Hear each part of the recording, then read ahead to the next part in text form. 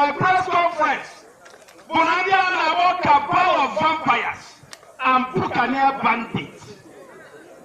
Now their time is gone. They will never rig election in Anambra State again.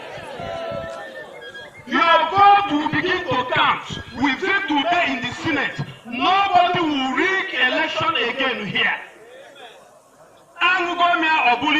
Nobody will steal your vote again in Jesus' name. The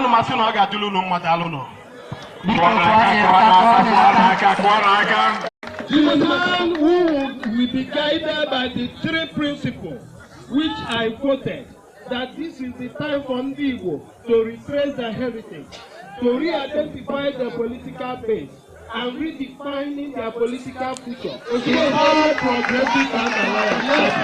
All people make a good deal. I have to go to one additional state. All people make a good deal.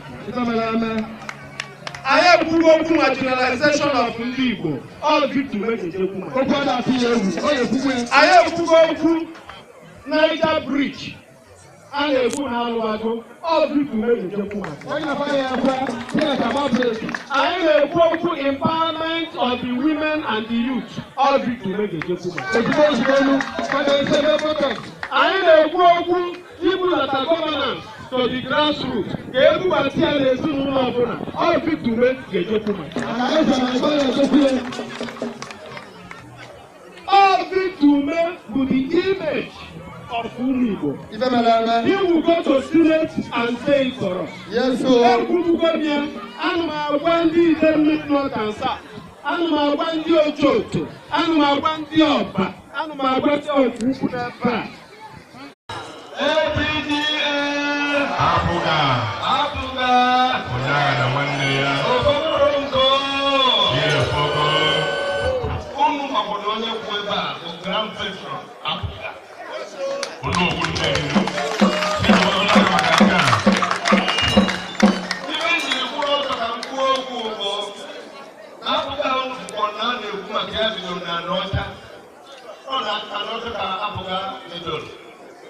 I know one day I will go national president.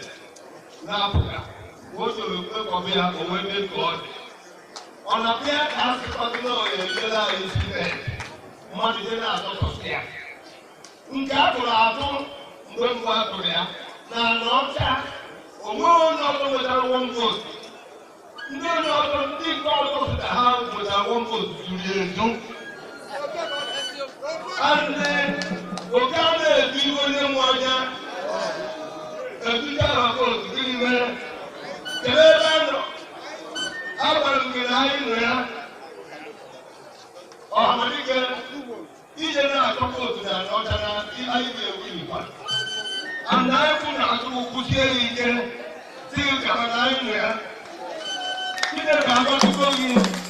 And the area, sitting on the level of the door, I went mainly, Ebenina, you will go time. Tomorrow, you will landslide. A winning time, blue boat. Yellow na Ebony, the police, where you could call both lines. Okay, let's see also. I am Uganda, and the Nika as a half and I had something more wind able to Nigeria. So I know and then Ochiagha. NENI akwente obedu unazo just bless omezi photo on the feet igabo I got so particular and I get them go to me when I say it is a one okay but the it is a one I no room guy na even a roller user. Even in the Makana, even in the Luju, ONOWU, oh, Jesus. I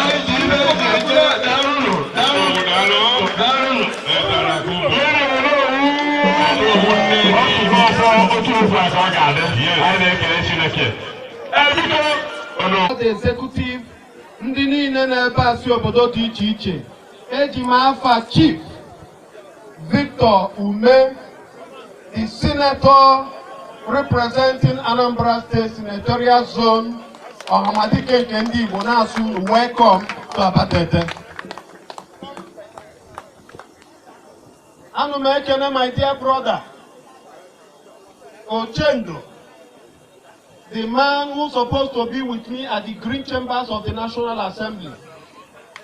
When we enter, we will get there in Jesus' name. Amen.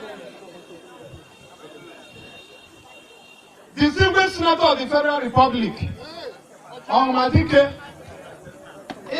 when it comes to Victor Umeh, Anumadiba too sentimental. Whenever it comes to Victor Umeh, only of them too sentimental. Because I believe in Victor Umeh right from day one. Eso Nandi is equating na Victor Umeh get Senate. When every other person have refused that Victor Umeh will be in the Senate. Because Nandi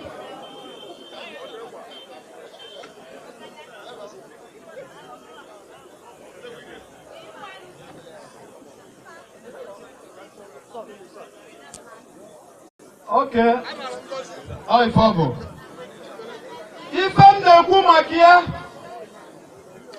When it comes to Victor Umeh, I'm too sentimental about it. Why I am too sentimental is that when the Madune Kuna Victor Umeh Amanje Senate, Ifeanyichukwu Ibezi na Fandi Demili North and South. A Kugona Victor Umeh a Senate of the Federal Republic.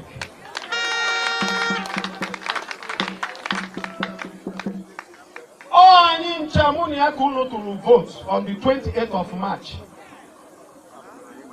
Ndi Abatete Uno to vote 100%. Ndi Ezio Uno to vote. Ndi Oruku Uno to vote. Ndi Abatu Uno to vote. But today, Abumotoni Runu as Ifeanyichukwu Ibezi, yet to be in the green chambers of the National Assembly.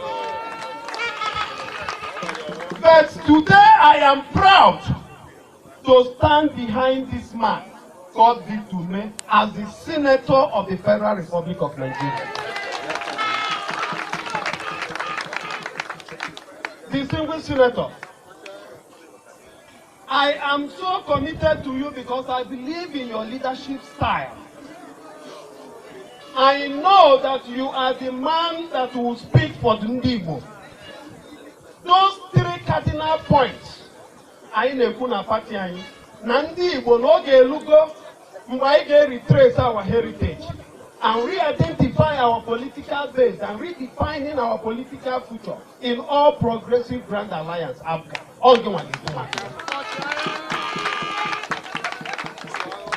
You are bold, you are courageous.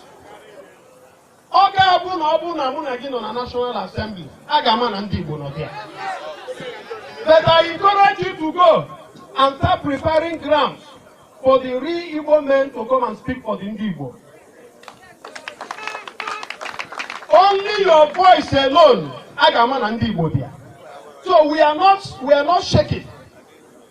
Ndi Abatete, Ifeanyichukwu unu melumu. Mbosage an election at 28th of March. I said it before everybody. No man or man to Ifeanyichukwu, onye man or man to Victor Umeh vote. National Ifeanyichukwu Ibezi vote. Ebubugo me before. Anu again.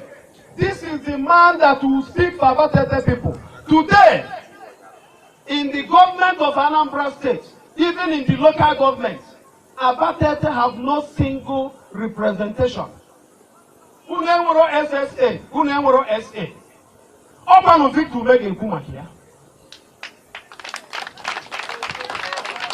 Abacha, today, you people are marginalized politically. You are a forgotten community. You have been removed from the map of Anambra State, politically and otherwise. The same with Abatete. Obadik to make a Pumakia. Ezra were the same thing. You have nobody, even Webubu representation na Unu assembly. But assembly is not enough. All of it will make a Kulu Makunu. Ndo Kunu we local government chairman. Kunu we SSG. Ana Abonye Yaka Abonye. All of it to make Abonye Lunaka. So therefore, on the 5th of March, Nkuna man preaching, in as much as no one has the election. On one election. Those cabal of vampires and Buccaneer bandits have been retired politically. Hey, super.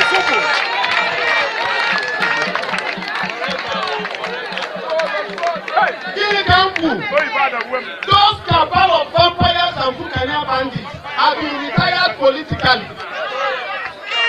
They just unopposed. Unu get interview, my press conference. Never again in the history of Anambra State will somebody come here again and rig election. Never again will somebody rig election in Idemili North and South. Never again will somebody rig election in Anambra Senatorial Zone. Never again will somebody rig election in Anambra State. This is APGA State, and APGA must take the rightful position in Nigeria. So Nunu Gatulubi to my vote. I have refused to take any political appointment. Man, the only political appointment I will take, I'm going to be your liaison officer. Imamku Musalari, Imamku Meni allowance. As a liaison officer, any community, need 10 million and South. Chori Rich or Hamadike, go through me. I will be his liaison officer. Any of the problems Unu Chori Rich if it today, come and meet me. The moment you see me, you have seen on Hamadike. Hamadike will bring about governance. Obunu for strict light anti. Equilibrium has to do with infrastructural development. Kasi Ekago, all suppose it about Ruku. Nkajarabu Kenidan, all suppose it terminate in Idan Junction. Nkebagore Ekago market, suppose it about Gidi. Nkozo suppose it terminate in Ezowole. A temporary stoppage. Because Ifeanyichukwu Ibezi is not yet in the National Assembly. But Umeh will complete that project.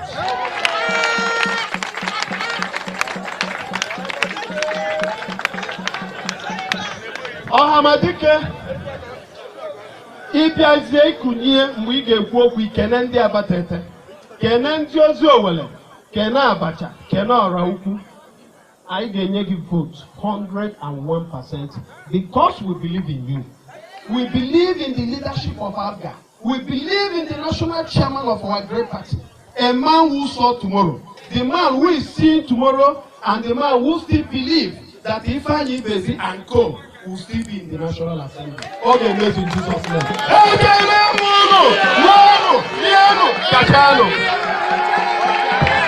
Kubano na aka. Anaje wote obomo nwa. Ara amajiji kubano na aka. Kubano na aka. Ogene.